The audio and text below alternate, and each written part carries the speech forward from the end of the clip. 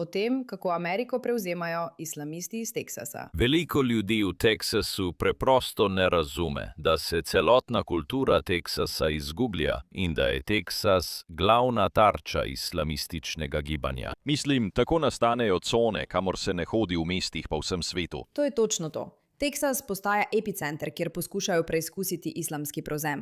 In tako kot je Momdani preizkus, je tudi to preizkus. In s tem se je treba tako tudi spopasti. Razloži to nekomu, ki res ne spremlja, v čem je težava oziroma česa se ljudje v resnici bojijo. Ja, mislim, da je zanimivo, ker se zdi, kot da je že konec.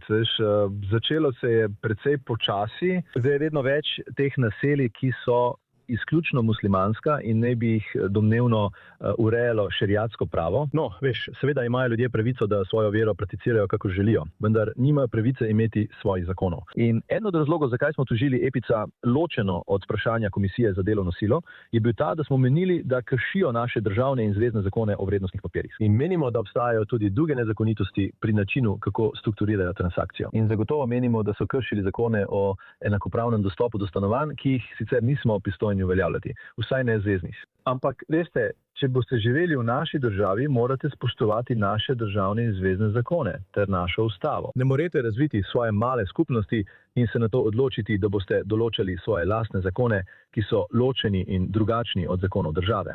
In to se zdaj dogaja. Zakaj so tako zelo osredotočeni na gradnjo muslimanske skupnosti te velikosti, še posebej v Teksasu?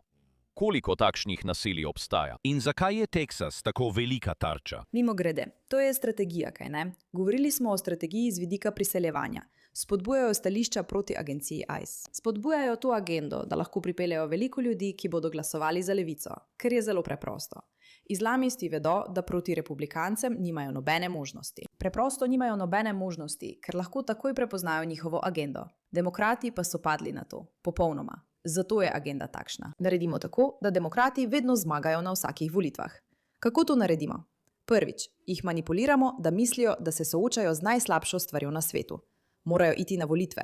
Drugič, jih spodbujamo, da podpirajo nezakonite migracije, da pripeljajo nezakonite priseljence, ki bodo seveda glasovali za demokrate, ki jih ne nameravajo izgnati, pa tudi proti republikancem, ki jih zagotovo bodo. In tretjič, prevzamemo ključne zvezne države, ki so jih vedno imeli republikanci, da lahko zagotovimo, da demokrati vedno ostanejo na oblasti. Tako lahko prevzamemo Ameriko. To je islamistična miselnost, zato so začeli s Teksasom. Če lahko prevzamejo republikansko trdnjavo, ker vsak človek zunaj Amerike ve, da je Teksas je republikanski.